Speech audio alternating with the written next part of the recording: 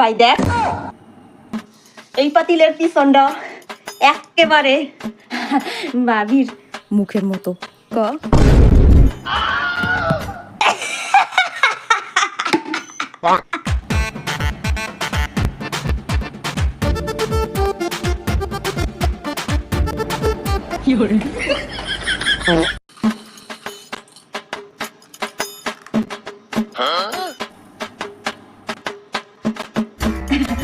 ভাই, ভাবির রান্ধন না আমগো বাসার হুয়ার মতো হয়েছে।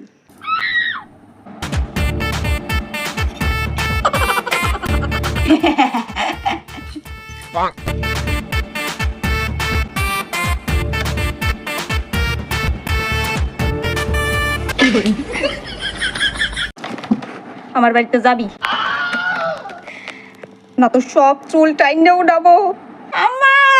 ভাইয়া কেউ শুনতো না, কেউ শুনতো না।